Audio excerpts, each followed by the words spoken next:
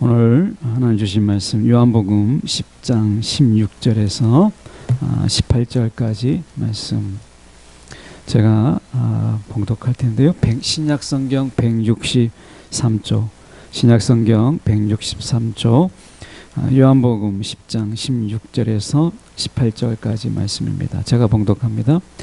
또 이 우리에 들지 아니한 다른 양들이 내게 있어 내가 인도하여야 할 터이니 그들도 내 음성을 듣고 한 무리가 되어 한 목자에게 있으리라. 내가 내 목숨을 버리는 것은 그것을 내가 다시 얻기 위함이니 이로 말미암아 아버지께서 나를 사랑하시느니라. 이를 내게서 빼앗는 자가 있는 것이 아니라 내가 스스로 버리노라. 나는 버릴 권세도 있고 다시 얻을 권세도 있으니 이 계명은 내 아버지에게서 받았노라 하시니라. 아멘. 오늘 이 말씀 가지고 얻음보다 버림이 더 큰 사랑, 얻음보다 버림이 더 큰 사랑이라는 제목으로 함께 말씀을 나눠보자 합니다. 결혼 60주년이 된 부부가 있었는데요. 결혼 60주년이니까 굉장히 일찍 결혼하고 오래 사신 분 케이스가 되겠죠. 60주년이 된 부부가 교통사고를 당해서 두 분 다 85세에 함께 죽으셨어요. 이분들은 이제 85세의 고령임에도 불구하고 이 아내분이 남편분을 얼마나 챙겼는지 건강 음식에다가 때로는 우리가 규칙적인 운동을 같이 해서 굉장히 정정한 가운데 사고로 인해서 돌아가신 거예요. 이제 눈을 떠고 보니까 천국인데 베드로가 천국을 안내하는 가운데 이 두 부부를 이제 궁전 같은 집으로 인도했어요. 너무 집이 좋은 거예요.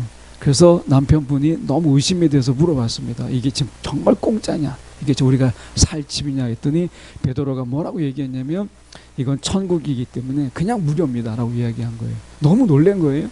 그래서 이제 집을 둘러보는데 집 마당 뒤쪽으로 보니까 골프장이 얼마나 큰지 골프장이 있는 거예요. 그래서 베드로에게 또 물어봤습니다. 이거 정말 회원 안 들어도 되느냐? 이거 공짜냐? 그랬더니 베드로가 이야기했습니다. 이게 천국이니까 그냥 아무 때나 와서 골프 쳐도 된다. 이 남편이 골프를 그렇게 좋아했거든요. 그리고 나서 옆에 골프장 옆에 보니까 엄청나게 큰 식당이 있는데 산의 진미가 막 가득한 거예요. 이 남편이 또 물어봤잖아요. 아무 때나 와서 먹어도 되느냐. 그러니까 베드로가 이야기했습니다. 여기는 천국이니까 삼시세끼 말고 간식으로 와도 어느 때든지 배불리게 먹을 수 있다. 그랬더니 남편이요 모자를 막 집어 던지면서 막 화를 내는 거예요. 막 길길이 화를 내면서 하는 이야기가 뭐라고 이야기하냐면 아내에게 화를 내는 겁니다. 천국에서 화를 낸 거예요. 있을 수도 없는 일이죠. 뭐라고 이야기했냐면 천국에서 부부싸움을 했는데 당신이 건강식을 주고 균형 잡힌 운동을 하는 바람에 10년 빨리 올 수 있었는데 이렇게 늦게 왔다고 그러면서 막 화를 냈다는 이야기, 웃자고 하는 이야기죠. 여러분 우리가 생각해 볼 때 뭔가 버릴 때는 어둠이 크기 때문에 그런 거예요. 이 남편이 10년 빨리 왔다면 이 좋은 천국에서 마음껏 살 수 있었을 텐데 이 땅에서 막 운동하느라고 그리고 막 건강식 먹느라고 맛도 없는데 막 그거 먹느라고 얼마나 애를 썼겠어요. 여러분 우리가 살면서 뭔가를 내가 버릴 때는 상대적으로 어둠이 크기 때문에 얻는 게 많기 때문에 버릴 수 있는 거예요. 사실은 우리가 생각해 봐도 마태복음 13장 44절의 말씀 속에도 보면 천국의 비유가 있잖아요. 이제 밭에 감추인 보화가 있는 밭을 보니까 이제 밭에 감추인 보화가 있는 거예요. 그래서 이 사람이 돌아가서 자기의 모든 소유를 다 정리해 가지고 그 밭을 사는 거예요. 그 밭이 비싼 게 아니라 그 속에 감추어져 있는 보화가 값이 나가는 거니까 자기의 소유를 다 팔아서 그 밭을 산 거죠. 내가 소유를 다 팔아서 산 것보다 내 소유를 다 팔아서 처분하는 것보다 그 보화가 더 값이 나갈 때 내가 팔지 않겠어요? 그러니까 내가 버리는 것보다 얻는 게 많을 때 우리는 기쁨으로 버릴 수가 있어요. 여기까지는 우리가 이제 상식이라고 볼 수 있는데 근데 생각해 볼 때 예수님이 오늘 본문 속에서 보면 이렇게 말씀하거든요. 17절에 보시면 내가 목숨을 버리는 것은 그것을 내가 다시 얻기 위함이니 이렇게 말씀하세요. 그러니까 예수님이 목숨을 버리고 얻는 게 뭘까? 예수님이 십자가에서 자기 목숨을 스스로 버려서 얻는 게 뭘까? 라고 하는 것을 저희가 본문을 통해서 살펴보려고 해요. 16절에 보면 이렇게 말씀하죠. 이 우리의 울타리에 들지 아니한 다른 양들이 내게 있어 이렇게 얘기합니다. 그러니까 울타리 안에 우리 안에 들지 않는 다른 양들 이렇게 이야기를 해요. 구약의 이 배경이 이 본문 속에서 담겨 있는데 구약적인 배경을 잠깐 설명을 드리고 다시 본문에 오는 과정을 잠깐 가지려고 합니다. 말씀해 보면 미가서 말씀해 보면 우리가 2장 12절에 이런 말씀이 있습니다. 야곱아 내가 반드시 너희 무리를 다 모으며 내가 반드시 이스라엘의 남은 자를 모으고 이렇게 얘기하거든요. 내가 반드시 흩어진 이스라엘을 다시 내가 다 모으겠다 이렇게 말씀하시는 거예요. 그래서 우리가 대표적으로 보면 북이스라엘이 아수르에게 망하고 그 사마리아에 있었던 그 이스라엘 사람들을 막 각각의 아수르의 여러 지역에 흩어놓았거든요. 그래서 열방 속에서 흩어졌어요. 이스라엘이. 그리고 우리가 남쪽 유다는 알다시피 바벨론에 의해서 무너졌죠. 그리고 나서 포로로 끌려갔어요. 포로로 갔던 자들이 1차, 2차, 3차의 포로 귀환 속에서 다 온 게 아니에요. 그 중에서 남아있는 자들이 있었어요. 70년 동안 바벨론에 살다가 보니까 터가 잡히고 뭔가 자리가 잡히니까 이것을 다 버려두고 거의 폐허 수준인 예루살렘으로 오지 못한 자가 있었어요. 아니 오지 않은 자가 있었어요. 그들은 여전히 바벨론에 살았던 것이죠.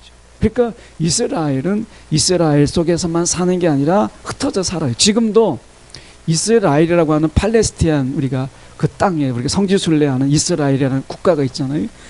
그 국가는 제가 알기로는 570만 명입니다. 그 주변에 아랍 사람들이 1억의 인구에 둘러싸여서 570만, 1000만도 안 되는 사람이 거기서 버텨내고 있잖아요. 대단한 거죠, 이스라엘이. 그런데 이스라엘 땅에 570만 명이 있고 미국이나 유럽이나 이렇게 우리가 유태인이라고 하는 그런 자들이 590만 명이에요.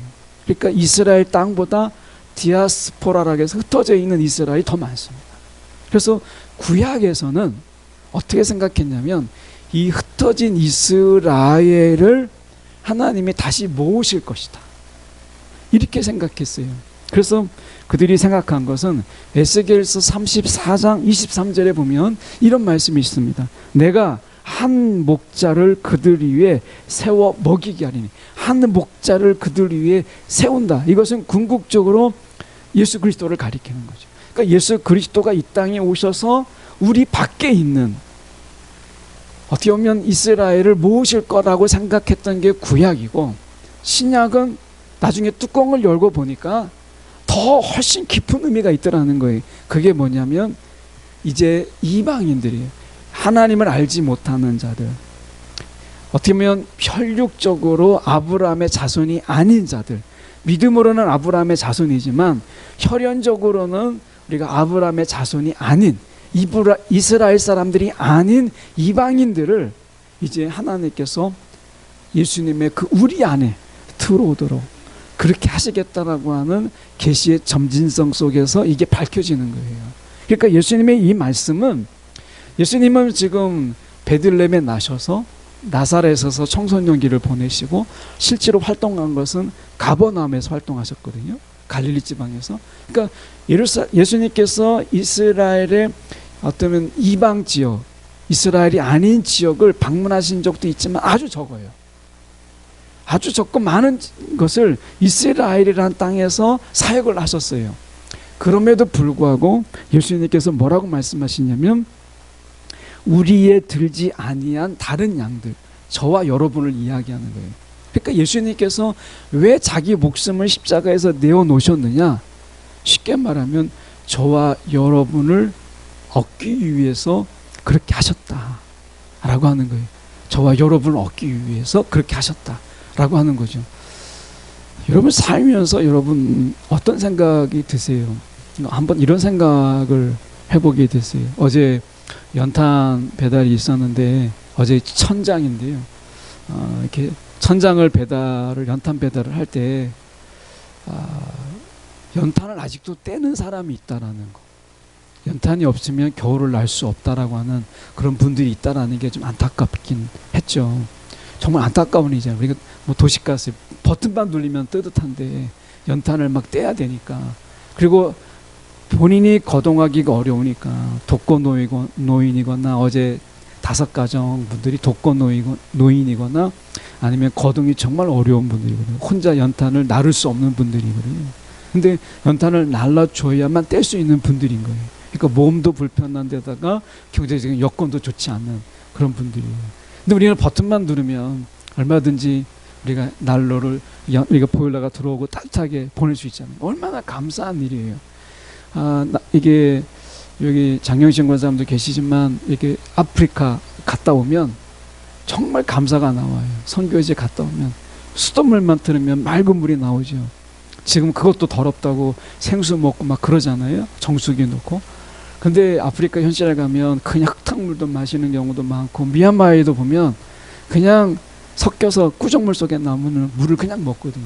그러니까 그들이 제일 많이 아픈 게 뭐냐면 이 배앓이가 제일 많아요. 이 물이 잘못된 물을 먹으니까 제일 많거든요. 근데 우리가 선교지에 딱 갔다 오면, 공항에 딱 오면 정말 감사해요. 예, 집에 딱 오면 뜨거운 물로 샤워를 딱 하는 순간 정말 감사하게 돼요. 선교지에 가면, 필리핀 가보신 분 여기 계시지만 필리핀 갔을 때 어떻게 했어요? 그냥 찬물로, 덥기도 하지만 그 찬물이 얼마나 차가운지, 아침에 찬물로 샤워를 하면 추워서, 근데 집에 오면 보일러물 딱 틀면 따뜻한 물 쫙 나오잖아요. 깨끗한 물. 근데 그 감사가 오래가지 못하더라고요. 어제 연탄을 보면서 그런 생각이 들었어요.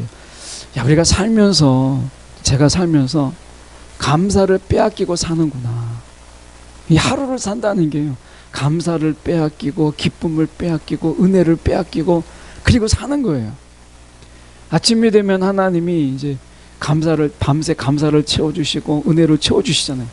근데 하루가 되면 세상을 산다라는 게, 세상살이라는 게 가만히 보니까 여기저기에 감사를 빼앗기고 기쁨을 빼앗기고, 그러다 보면 나중에 불평과 불만, 우울과 이런 속에서 괜히 모르게 그냥 허무 속에서 그렇게 하루를 보내는 거예요. 다 빼앗기고 사는 거예요. 우리라고 하는 존재가 늘 하나님이 부어주시지만 그 빼앗기면 살면서 감사를 잊어버리고 기쁨도 잊어버리고 그렇게 살지 않아요?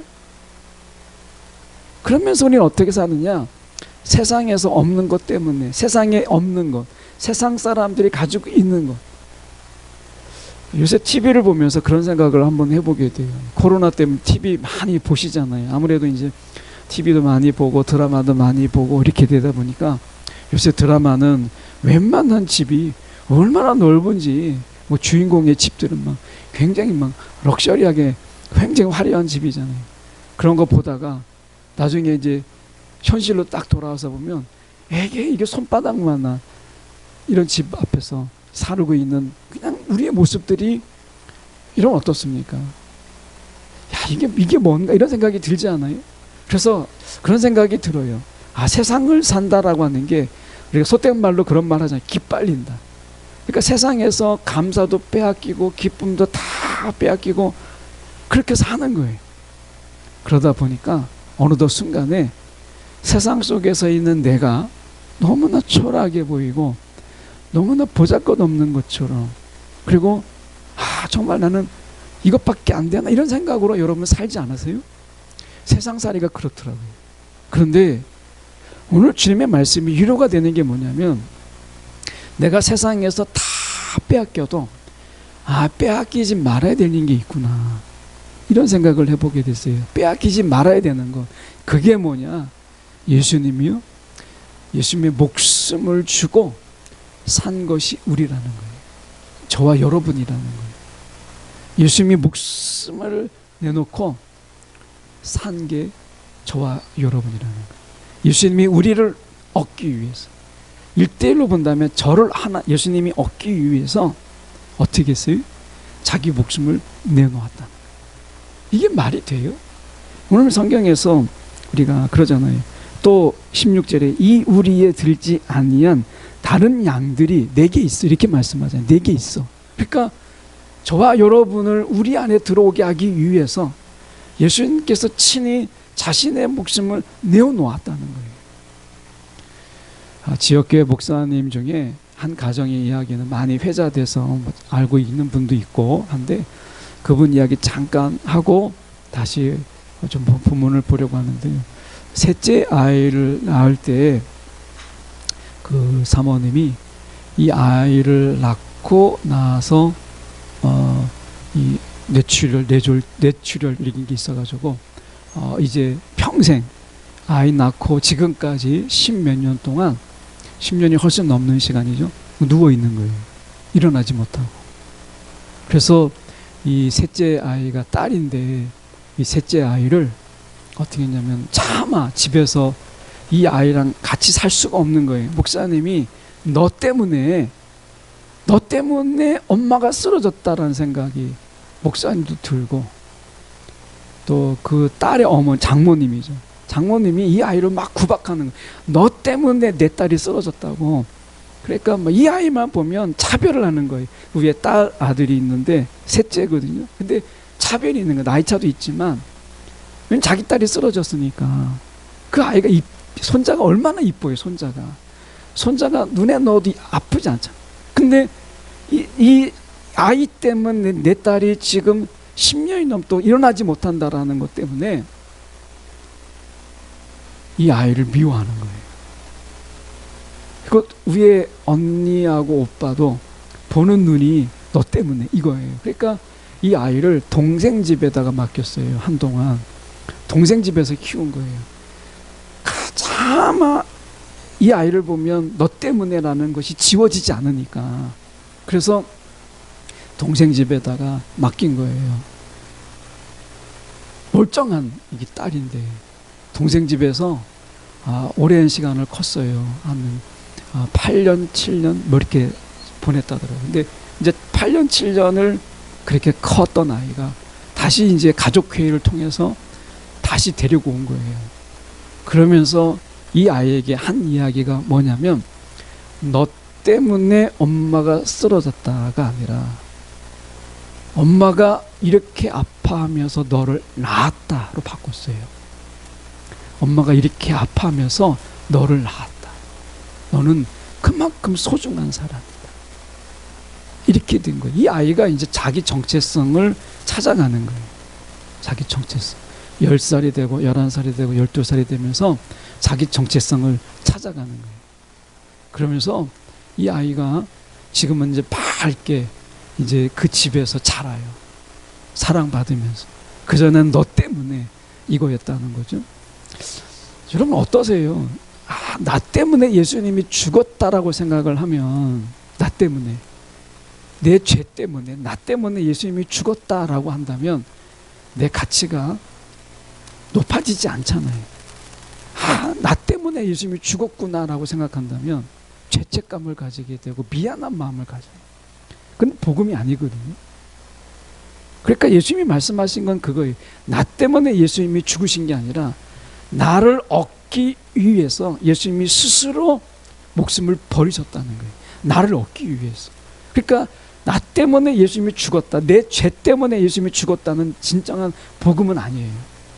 복음은 뭐냐? 나를 얻기 위해서, 정말 나를, 주님이 내 생명을 얻기 위해서 예수님이 스스로 목숨을 버리셨구나, 이거예요. 여러분, 그만큼 저와 여러분이 소중하다는 거예요. 귀하다는 거예요.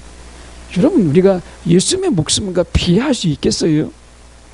세상에서도 우리가 보면 생명 다 똑같다고 하지만, 여러분 그거는 우리가 이상이잖아, 이상. 우리가 다 생명이 똑같다 이렇게 이야기하지만 우리가 실제로 생명이 다 똑같다라고 이렇게 여기면서 삽니까? 아니잖아요. 정말 뭔가 돈이 있고 권력이 있는 사람의 생명은 귀한 거고, 돈도 없고 힘도 없고 백도 없는 사람의 이 생명은 아무것도 아닌 거잖아요. 세상이 그렇지 않습니까? 그런데 정말 우리처럼, 여러분은 모르겠지만 저처럼 보잘것없는 저에게 예수님이 저 하나를 얻기 위해서 예수님이 자신의 목숨을 스스로 버리셨다는 거예요. 그 귀한 그 목숨을, 정말 그분은 하나님이시잖아요. 그 하나님이 자신의 목숨을 내어놓으셨다는 거예요. 내 생명을 얻기 위해서, 나를 얻기 위해서. 그러니까 나 때문에 죽었다가 아니라, 그래서 미안하고 죄송한 마음으로 우리가 이 은혜를 갚아야 되겠다라고 하는 강박관념으로 사는 게 복음이 아니라, 나를 얻기 위해서 예수님이 자신의 목숨을 내어놓으셨구나. 이 귀함을 알라는 거예요. 이 귀한 사랑을 알라는 거예요. 그래서 세상에서요, 우리가 다 빼앗아갑니다. 정말 우리가 가만히 있으면 코베가는 세상이잖아요. 정말 다 빼앗아가요. 그런데 감사도 빼앗기잖아요. 여러분, 감사하며 사십니까? 감사 왜 우리가 못하죠? 감사를 빼앗아가요. 가만히 있으면 하나님만 바라보며 감사했던 것이 세상을 살면서 감사도 빼앗기고 기쁨도 빼앗기고 다 빼앗겨요. 정말 우리가 한 주간 살면 정말 감사함이 다 사라져버려요. 남는 게 아무것도 없어요. 기쁨도 남는 게 없어요. 그래서 예배 자리 올 때는 어떻게 해요? 감사도 다 놔둬버리고 기쁨도 다 빼앗긴 채, 정말 우리가 탕자의 비유가 너무 딱 맞는 거예요. 탕자의 비유가 정말 우리가 아버지를 떠날 때는 그 넉넉함으로, 그 풍성함으로 가지고 있었는데 그거 다 어떻게 했어요? 다 빼앗겼어요. 허랑방탕하게 썼다고 하지만 그거 빼앗는 거 여러분 얼마나 많이 쉽게 빼앗을 수 있었겠어요? 도박하면서 편가르가면서 속여가면서 그 사람은 한 사람 거짓 만드는 거, 돈 있는 사람 그 사람 거짓을 만드는 거, 여러분 그 어려운 일 아니잖아요. 작당하고 한다면 그거 못하겠어요? 그러니까 이 탕자가 나가서 그 얼마 안 돼서 돈을 다 써버렸어요. 허랑방탕하게 써버렸어요. 돈 있을 때 친구죠. 돈 없으면 무슨 친구가 있겠어요? 그러니까 돈 있을 때 있는 친구들이 그 사람을 얼마나 잘 이용했겠어요? 나중에 먹을 것 하나 주지 않잖아요. 여러분, 우리 세상살이가 그렇지 않아요? 탕자처럼 세상에 나가면 이것도 빼앗기고 저것도 빼앗기고 뭔가 빼앗을 게 없나 싶어서 다 접근하다가 나중에 다 빼앗고 나면 얻을 게 없으면 우리 버리잖아요. 세상 우리 버립니다. 세상은요, 여러분 우리가 다 취할 거 다 취하고 이용할 거 다 이용하고, 세상은요 가차없이 우리 버려요. 근데 예수님이 지금 이 말씀이 뭐겠어요? 우리를 얻기 위해서 자기 목숨을 버렸다는 이야기는 결단코 우리를 버리시지 않으시겠다는 거예요. 결단코. 세상이 우리를 버려도 예수님은 우리를 버리지 않으신다는 거예요. 왜? 예수님이 자기 목숨을 버려서 우리를 얻었는데 이제 버릴 게 없잖아요. 그래서 말씀에, 우리가 18절의 말씀에 이렇게 말씀하는 거예요. 이를 내게서 빼앗는 자가 있는 것이 아니라, 이렇게 얘기하죠. 내가 스스로 버리노라, 이렇게 이야기해요. 그러면서 말씀하시는 것이 빼앗을 자가 아무도 없다는 거예요.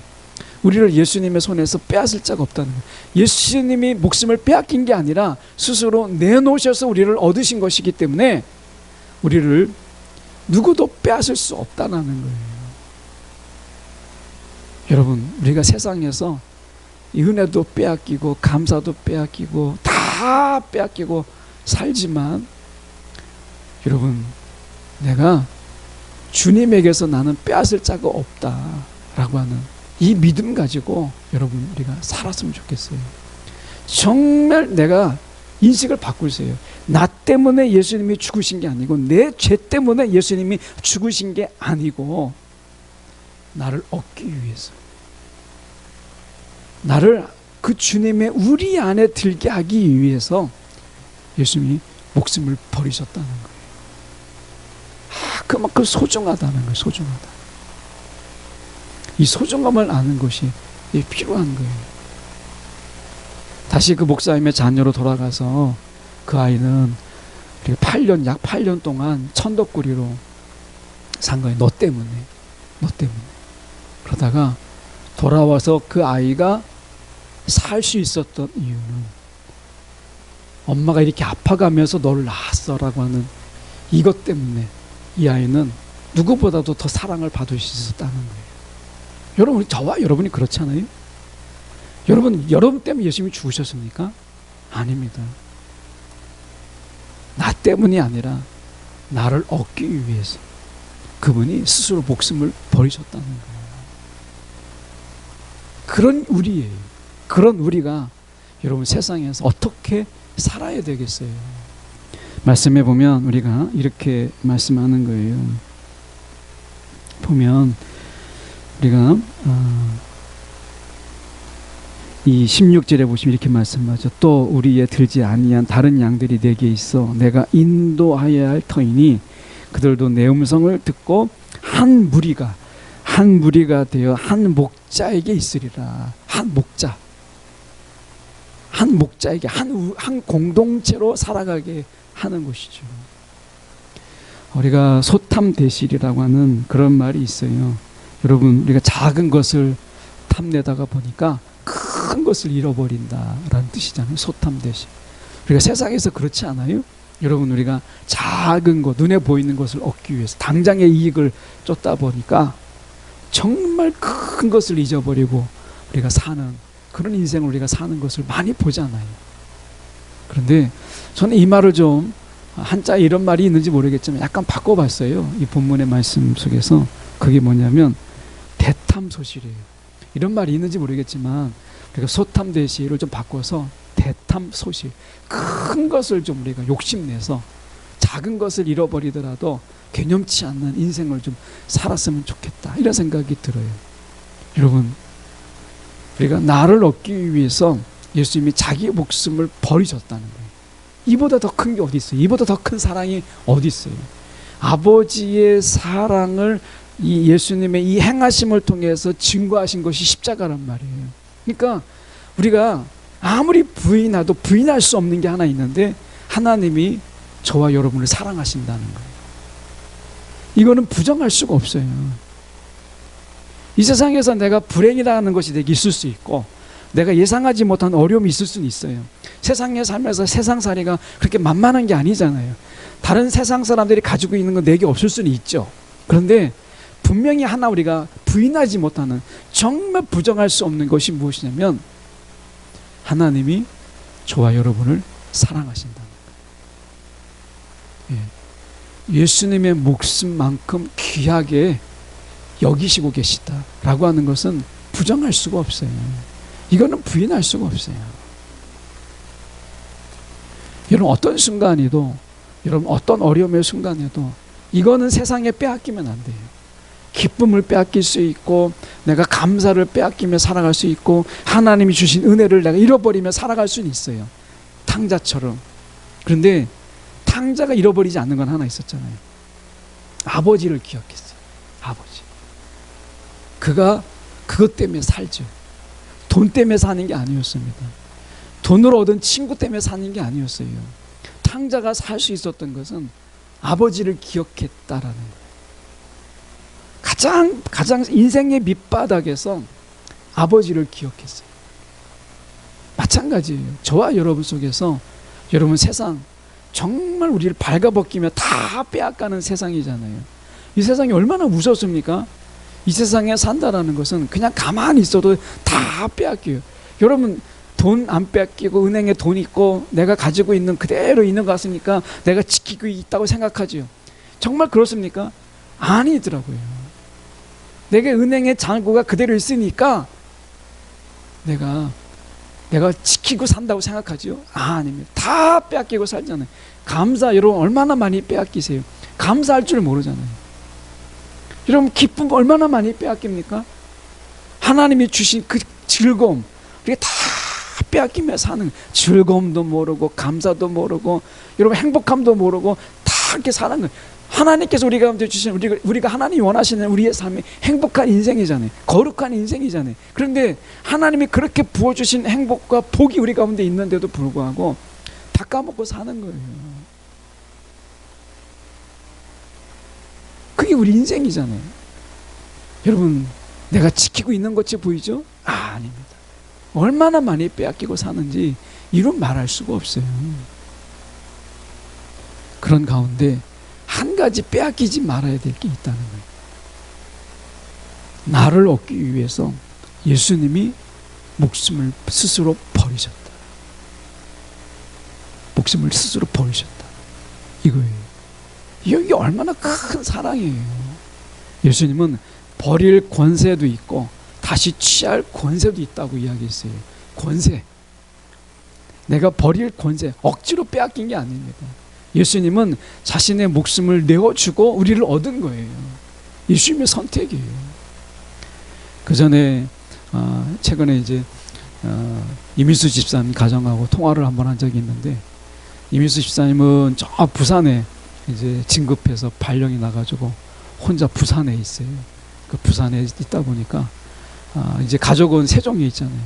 그러니까 너무 거리가 머니까 2주일에 한 번 집에 이제 왔다 갔다 하면서 주말 부부도 아니고 격주 부부 이렇게 돼가지고 그렇게 살고 있어요. 그리고 이제 상해자매가 이제 세종에서 대전으로 이제 출퇴근하면서 이렇게 사는데, 그 셋째 우리가 아시잖아요. 그 셋째를 낳을 때 병원에서 이야기했어요. 장애 판정을 받을 수 여지가 많다. 그래서 이 아이를 가급적이면 포기하면 좋겠다. 이렇게 했잖아요. 그때 양수검사라고 그러겠었어요. 근데 기도하면서 그냥 낫겠다고. 그러니까 병원의 의사가 비웃었어요. 양수검사하고 이 아이를 거기서 장애 보고 그리고 나서 포기해도 괜찮은데 왜 나으려고 하는지, 그래서 피식 웃더라는 거예요. 그 의사의 전문가의 비웃음을 받으면서 목숨을 걸고 나은 거예요. 여러분, 자신의 남은 어떤 목숨보다 더 어떻게 남은 그 가정의 행복이라는 거잖아요. 그 가정이 그 아이 하나로 인해서 정말 불행으로 바뀔 수도 있고, 이 아이로 인해서 어떻게 가정의 환경이 바뀔 수도 있는 그런 속에서 이 아이를 낳은 거예요. 그 아이가 낳았는데 어떻게 해요? 지금 다 사랑하고 그리고 돌보고 하잖아요. 여러분, 그게 우리라는 거예요.